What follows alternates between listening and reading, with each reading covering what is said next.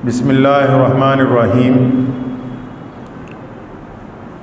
शुरू अल्लाह के नाम से जो बड़ा मेहरबान और नहायत ही रहम करने वाला है। तमाम हज़रात दुरूद शरीफ पढ़ें। अल्लाहुम्मा सल्ली अला मुहम्मद व अला आलि मुहम्मद कमा सल्लैता अला इब्राहीम व अला आलि इब्राहीम इन्नका हमीदुम मजीद।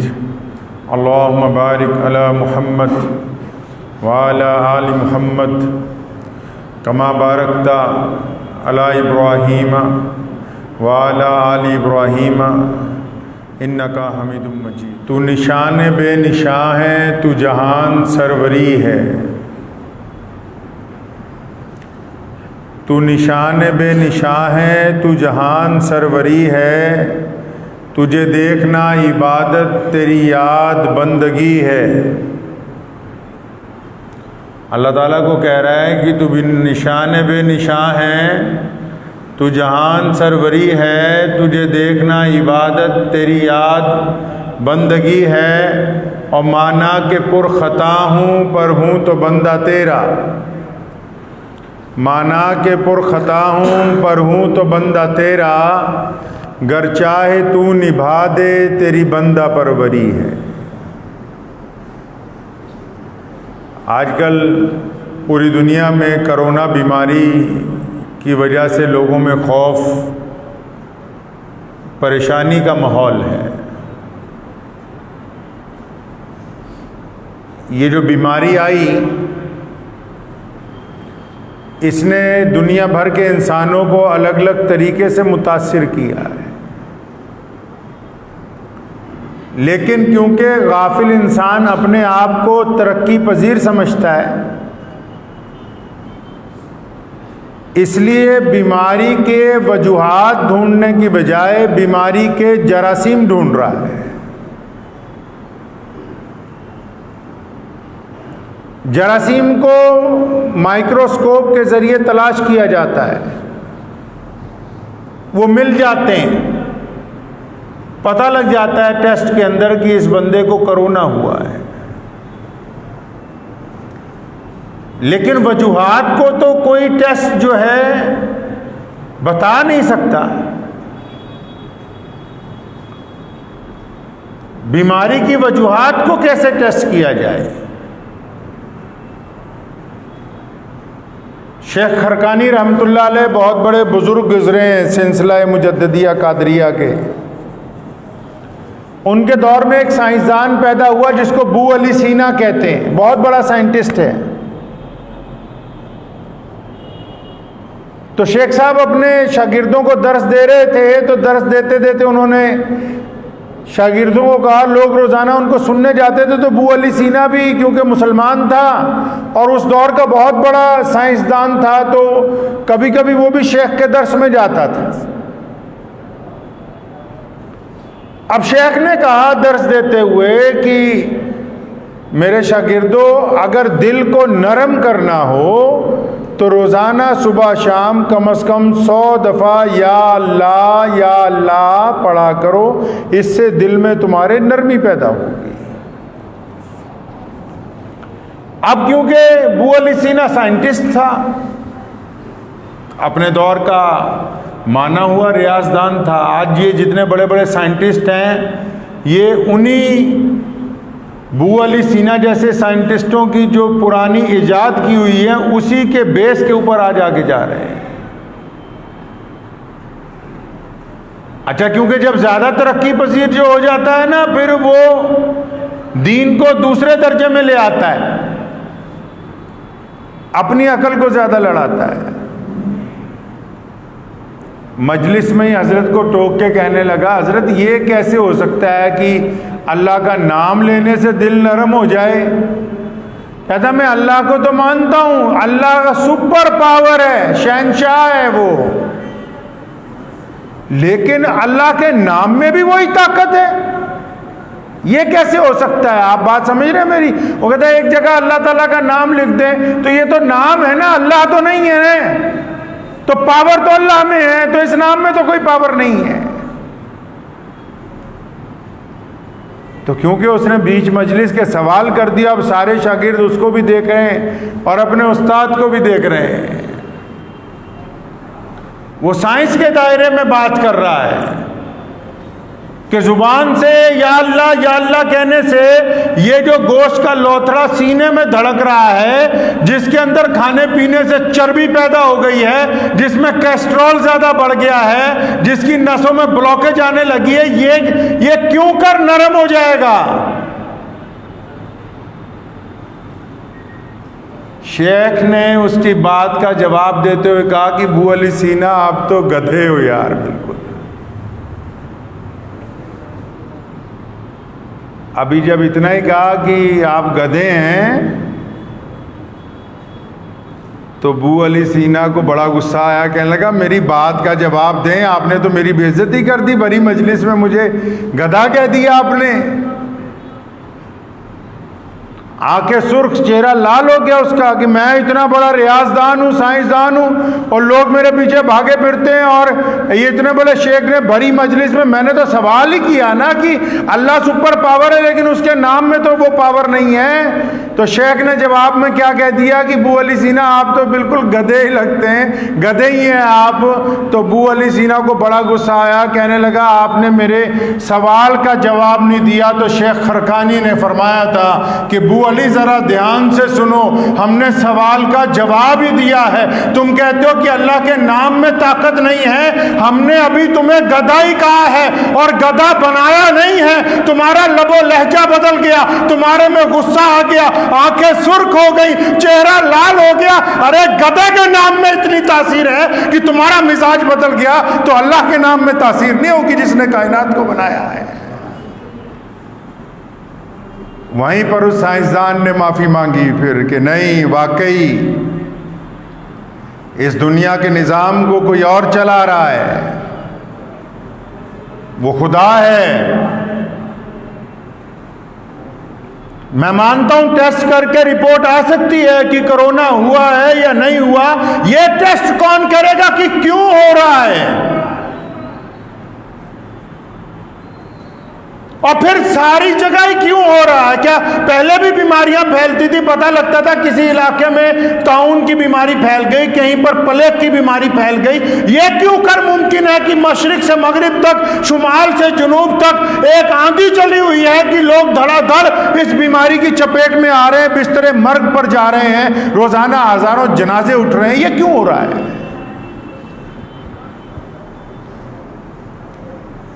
आज का साइंसदान, आज का डॉक्टर बीमारी का पता लगा सकता है। बीमारी होती कैसे है, अगर इसका पता लगाना है तो अल्लाह और उसके रसूल सल्लल्लाहु अलैहि वसल्लम से मालूम करना।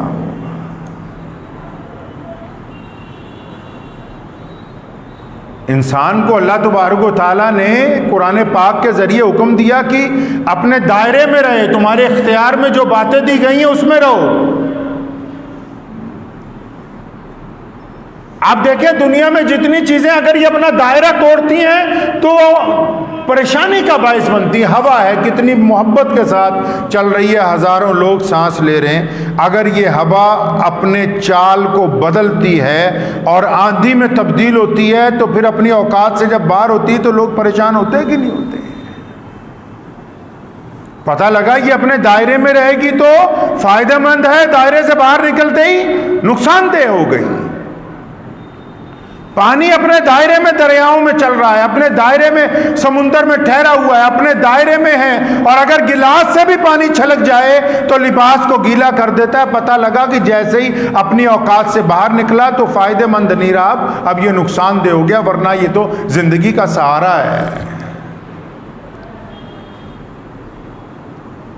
आग अपने दायरे में जल रही है, लोग उससे बेहतरीन तरीके से खाने बना रहे हैं, साजो सामान तैयार कर रहे हैं, और अगर वही आग अपने दायरे से थोड़ी सी बाहर निकलती है, अगर वो दरो दीवार तक चिपटती है, अगर वो घर के साजो सामान को जलाने की कोशिश करती है तो फिर हाहाकार मच जाती, लोग हजारों की तादाद में इकट्ठे हो जाते हैं कि आग ने इतने घर जला दिए। क्यों? जब वो अपनी दायरे से बाहर निकलती है अपनी औकात से, तब वो भी नुकसानदेह हो जाती है। वरना लोग आग जलाने के लिए लोगों से माचिस उधार मांगते फिरते हैं कि हमको 2 वक्त की रोटी उतारनी, चूल्हा जलाने के लिए आग चाहिए।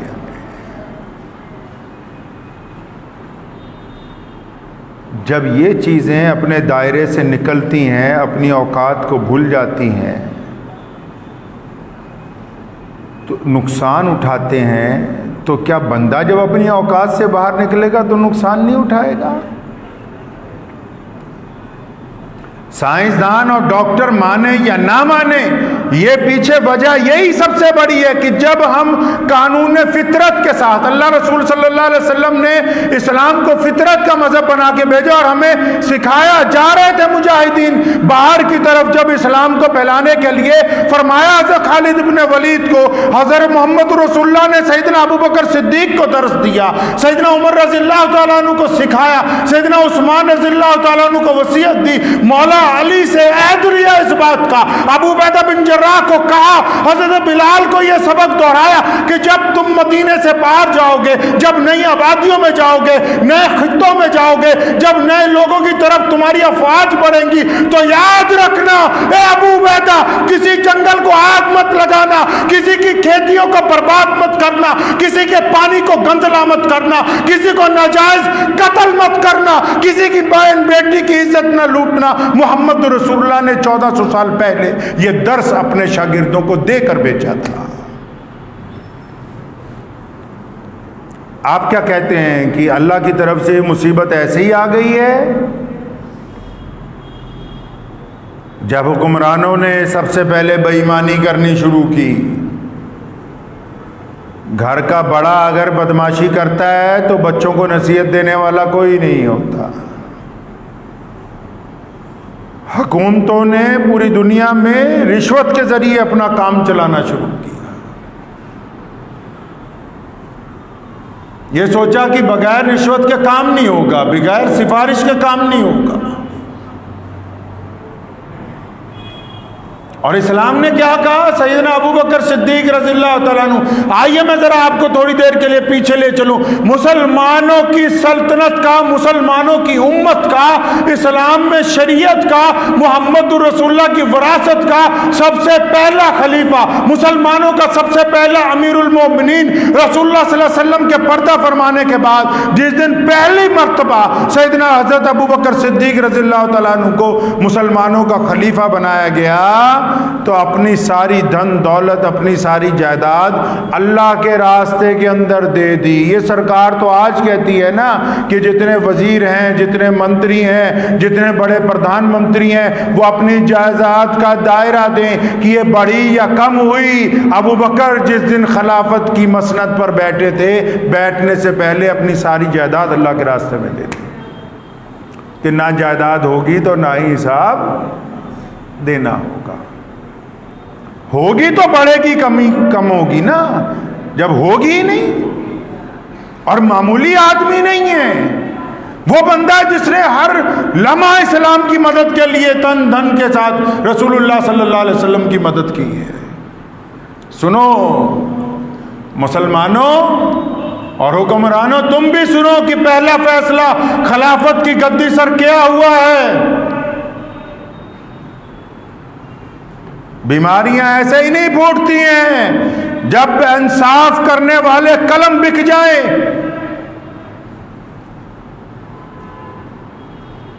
जब अहद के ऊपर बैठे हुए लोग अपने अहद से फिर जाएं, अल्लाह की पकड़ तब आती है। अबू बकर सिद्दीक ने अपना सब कुछ जब दे दिया तो सैयदना उमर रज़ियल्लाहु ताला अन्हु और सैयदना उस्मान रज़ियल्लाहु ताला अन्हु ये दोनों हज़रत अबू बकर सिद्दीक के घर गए और फरमाया तू हमारा दोस्त है और मुसलमानों ने तुझे अपना खलीफा बनाया, तू रसूलुल्लाह सल्लल्लाहु अलैहि वसल्लम का वारिस बन गया, अब ये इतना काम चलेगा, इतनी बड़ी हुकूमत तूने चलानी है, ये घर में खाना कैसे पकेगा, मजदूरी का टाइम तुम्हारे पास नहीं, कारोबार का वक्त तुम्हारे पास नहीं, अब सारा दिन हुकूमत चलाओगे, कारोबार को तुमने अल्लाह के रास्ते में दे दिया, तो ये खाना पीना कहां से चलेगा। हमारी आपसे गुजारिश है, हमारी आपसे रिक्वेस्ट है कि आप खिलाफत में से, खजाने में से, बैतुल माल में से अपनी तनख्वाह लगा लें, अपनी तनख्वाह लगा लें आप, ताकि उस पैसे से आपके घर का खर्चा चलता रहे, आप आराम से पूरी उम्मत के काम करें। कुर्बान जाऊं अबू बकर सिद्दीक पर, क़यामत तक आने वाले हुक्मरानों को, मुसलमानों को, गैर मुस्लिमों को, क़यामत तक आने वाले इंसानों को दर्स दे के गए हैं।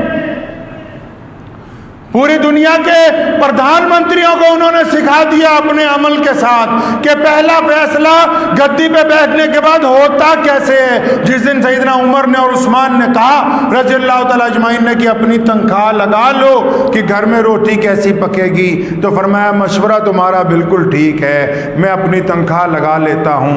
हज़रत उस्मान ने कहा कितनी तनख्वाह लगा दी जाए आपकी?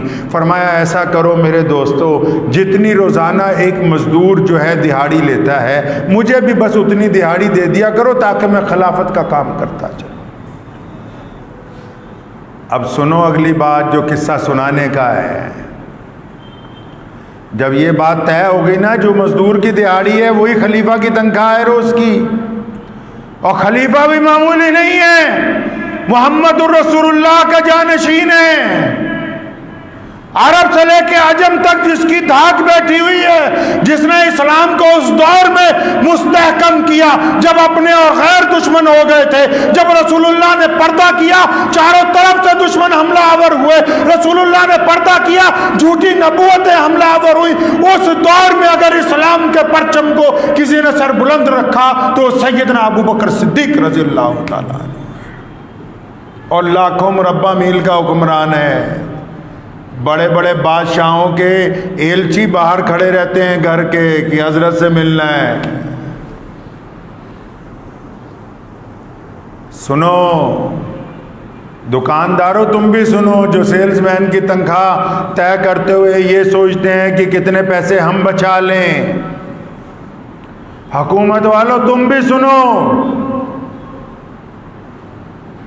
कारोबारियों कान खोल के सुनो। अबू बकर सिद्दीक ने क्या कहा? फरमाया जितनी मजदूर की यौमिया दिहाड़ी है उतनी मुझे दे दिया करो। तो सैयदना उस्मान क्या कहते हैं, उमर फारूक क्या कहते हैं, अबू बकर तू हमारा बड़ा भाई है, खलीफा है, कैसे बचकाना बातें करता है? क्या कोई एक मजदूर इतनी दिहाड़ी पाता है कि उस दिहाड़ी में 2 वक्त खाना खा ले? मजदूर की तो दिहाड़ी इतनी कम है कि वो 2 वक्त रोटी अच्छी तरह नहीं खा सकता। मजदूर की दिहाड़ी इतनी है कि वो साल में नए कपड़े नहीं खरीद सकता। मजदूर की इतनी दिहाड़ी कम है कि अपने बच्चों को अच्छे स्कूल में नहीं पढ़ा सकता। मजदूर की दिहाड़ी इतनी कम है कि अपने घर के अंदर छत नहीं डलवा सकता। मजदूर की दिहाड़ी इतनी कम है कि वो सुकून के साथ अगर एक दिन मजदूरी पे न जाए तो दूसरे दिन नवाला उसके पेट से नहीं उतर सकता। कहने लगे दोनों सहाबा की दिहाड़ी कम है, मजदूर वाली बात छोड़ दे, अपने कुछ पैसे बढ़ा लो। कुर्बान जाऊं अबू बकर पर। अपने मुंशी को बुलाया, पीए को, लिखो खिलाफत सिद्दीक का पहला फैसला, लिखो अमीरुल मोमिनीन का पहला हुक्मनामा। फरमाया अगर अमीरुल मोमिनीन मजदूर की एक दिन की दिहाड़ी में खाना नहीं खा सकता तो पूरी रियासत के मजदूरों की तनख्वाह एक दिन की इतनी बढ़ा दो कि वो भी अपने घर में सुकून से खाना खाए और अमीरुल मोमिनीन भी अपने घर में सुकून के साथ खाना खाए। इसको इंसाफ कहते हैं। ये नहीं होता कि 8,000 रुपये महीने पे सेलमैन दुकान में रख लें और 50 लाख रुपए का शोरूम खोल के कहें अब बीमारियां नहीं आनी तो क्या आना है। दरियाओं को गंदला करें। सोने रसूल ने फरमाया साहबा को कि वजू करने लगो, नमाज में वजू के लिए कितना पानी चाहिए? 1 लोटा, 1 जग पानी चाहिए। फरमाया अगर दरिया के किनारे भी बैठकर तुम वजू कर रहे हो तब भी पानी को जाया ना करना, बस उतना इस्तेमाल करना जितनी तुम्हें जरूरत हो। देखो पूरी दुनिया के इंसानों ने दरियाओं का क्या हाल बनाया, इन इंसानों ने दरख्तों के साथ क्या कारनामे अंजाम दिए, इन्होंने खेतों और खलियानों के साथ केमिकल डाल के उनका क्या हशर किया है, इन्होंने हवाओं के साथ धुआं मिला के उसके साथ किस हद तक ज्यादती की है। बार बार अल्लाह के कानून से टकराए हैं, बार बार फितरत के कानून से टकराए हैं, लोगों की बहन बेटियों की बेइज्जती करने की कोशिश की। आज एक पड़ोसी सोचता है कि मेरे साथ वाला पड़ोसी ये मर जाएगा तो इसके बेटे जब लड़ेंगे तो इस मकान को मैं खरीदूंगा। तो इन बददियांतों के ऊपर अगर बीमारियां नहीं आएंगी तो क्या बीमारियां जानवरों के ऊपर आएंगी? कौन कहता है कि सिर्फ साबुन से हाथ धोने से कोरोना से बच जाएंगे? इन हाथों को गुनाहों से भी पाक करना होगा। ये सिर्फ मुसलमानों की बात नहीं है, बड़ी तादाद में जब इंसान गुनाह करते हैं फिर खुदा की पकड़ आती है।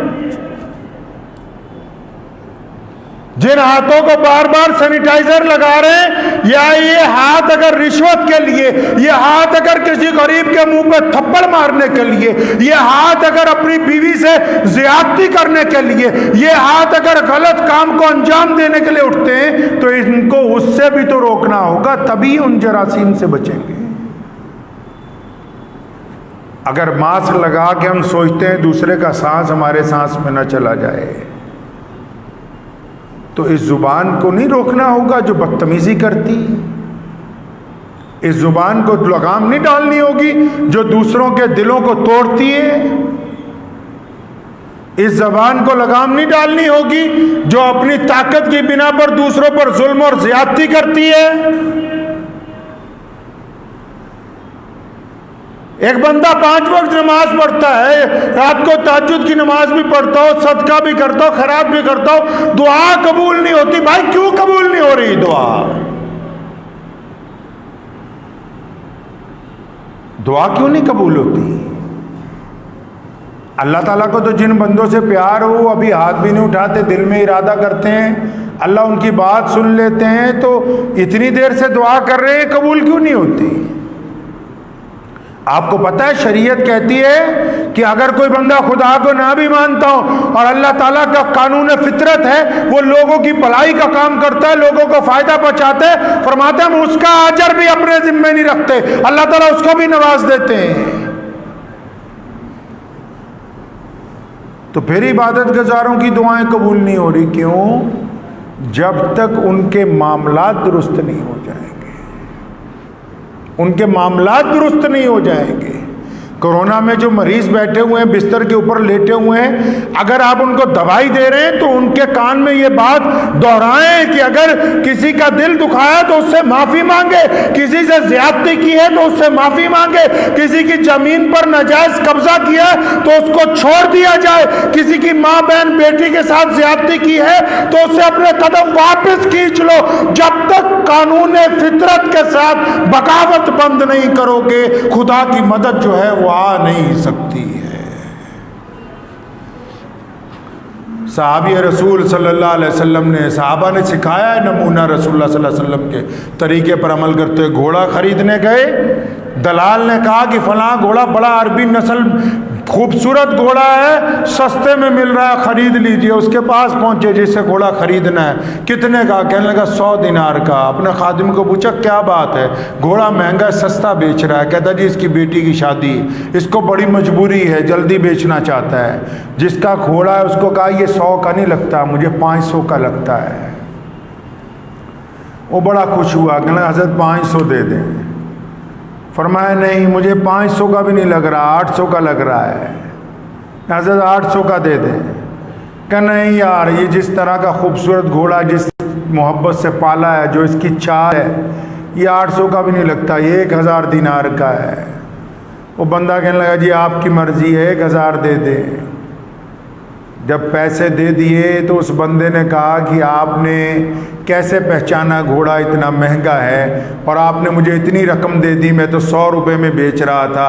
कुर्बान जाऊं हजरात साहबा पर। सुन लो मुसलमानों, दिल के तख्ते पर लिख के लिख जाओ, दिल की तख्ती पे लिख के ले जाओ। साहबी रसूल ने कहा है नौजवान, हमारे रसूल करीम सल्लल्लाहु अलैहि वसल्लम ने हमें सिखाया है, हम कारोबार करते हैं, सौदा खरीदते हैं, मजबूरियां नहीं खरीदते। हम सौदा खरीदते हैं, हम मजबूरियां नहीं खरीदते।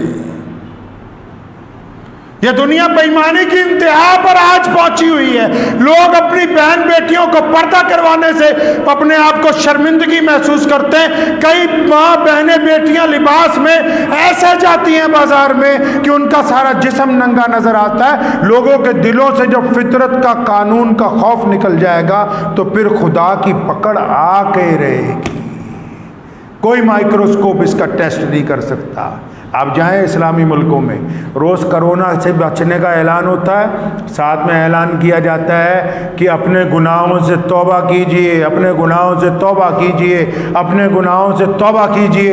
ईसाइयों के मुल्कों में जाओ, उन यहूदियों को देखो, बदबख्तों को, कोई भी बात होती है साथ में आता है ऐलान लिखा हुआ कि इतनी इतनी परहेज के साथ साथ अपने गुनाहों से तौबा कीजिए। तो हमारे मुल्क को क्या हो गया?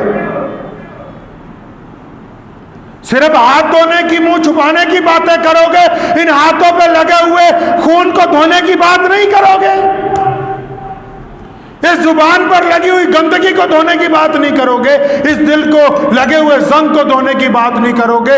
अपने दिल की तख्ती पर यह बात नोट कर लो कि कानून फितरत को मानना होगा। जो धोखेबाजियां हमने शुरू की हैं, जो बेईमानियां शुरू की हैं, दरियाओं के साथ जो धोखा किया है, पानियों के साथ जो ज्यादती की है, हवाओं के साथ जो बेईमानी की है, दरख्तों के साथ जो गुंडागर्दी हमने की है, और उसके बाद अपने सगे भाइयों के साथ जो हरामखोरियां की हैं, अपने पड़ोसियों के साथ जो बुरी नीयतें बनाकर रखी हुई हैं, इन सब से तौबा करनी होगी। और ये जब तौबा हो जाएगी तो ये जरासीम जहां से आए हैं वहां से वापस चले जाएंगे। कोशिश कीजिए इन बातों पे अमल करने की कि अल्लाह तबारक व तआला हमें इन पे अमल की तौफीक अता फरमाए। बिल्कुल मुंह ढक के रखें, लोगों से थोड़ा फासले पर रहें जितने दिन बीमारी चल रही है। लेकिन अगर आप ये चाहते हैं कि हमारे मुल्क में से ये बीमारी चले जाए तो ये बीमारी जिन वजूहात से आई है उनसे भी तौबा करनी होगी। अगर हम तौबा करेंगे, लोगों को करवानी नहीं है, मेरी आखिरी बात भी साथ में लिख के ले जाइए, लोगों से तौबा करवानी नहीं है, खुद करनी अपनी। आजकल कई लोग बन जाते हैं ना खुद की हम ठेकेदार बन जाएं, अपनी तौबा करनी है। बिस्तर पर लेट के खुद सोचना है कि मैंने कितने लोगों का दिल दुखाया, मैंने कब कब माँ बाप की नाफरमानी की है, उनसे माफ़ी मांगनी, मैंने किस पड़ोसी के साथ ज्यादती की है, उनसे माफ़ी मांगनी। मेरे पास एक साहब आए, वक्त भी हो गया लेकिन एक खूबसूरत अमली किस्सा याद आ गया, सुनते जाइए। मेरे पास एक मुसलमान दोस्त आए तो मुझे आके कहने लगे कि मैं एक दुकान किराए पे रखता हूँ 40 साल से, मकान मालिक कहता है कि खाली कर दो, दोस्त कहते हैं कि स्टे ले लो, इतना पुराना किराएदार है, पैसे दिए बगैर कैसे हम उस दुकान को छोड़ दें। तो हर लोग अपने अपने मिजाज के साथ जवाब देते हैं। ये मस्जिद है, हम इस घर में बैठे हैं, अल्लाह ने अगर हमें यहाँ की नौकरी दी है तो हमें अल्लाह और उसके रसूल की बात करनी है। तो मैंने उन्हें कहा कि भाई आप उम्र में भी मुझसे बड़े हैं, बड़े दयानतदार लगते हैं, दीनदार लगते हैं। अल्लाह ताला कुरान पाक में कहते हैं, और फिर रसूलुल्लाह ने बारहा कहा कि अगर किसी ने किसी दूसरे बंदे की जायदाद पर नाजायज़ कब्जा कर लिया, एक बालिश्त भी, एक गज भी अगर किसी ने किसी की ज़मीन पर नाजायज़ कब्जा कर लिया, कल क़यामत वाले दिन वो ज़मीन उसके गले में तौक बना के डाल दी जाएगी। अंदाज़ा लगा लो, वज़न उठेगा नहीं। मगर रसूलुल्लाह ने मना फरमाया है दूसरों की जायदाद पर कब्जा करने से, अल्लाह नाराज होंगे। मैं मानता हूं ये अदालतों में जाएंगे तो कुछ दिनों के लिए राहत मिल जाएगी, स्टे मिल जाएगा, मुकदमा चलेगा, मालिक मकान परेशान होगा, कुछ पैसे तुम्हें देगा। अब उधर उस मालिक मकान को भी पता लग गया कि उस्मान भाई के पास गया है बंदा। उसने अपने एक दोस्त को कहा कि यार वो वहाँ चला गया, वो लोग बड़ी पावर वाले हैं, अब पता नहीं दुकान खाली होने के नहीं होने।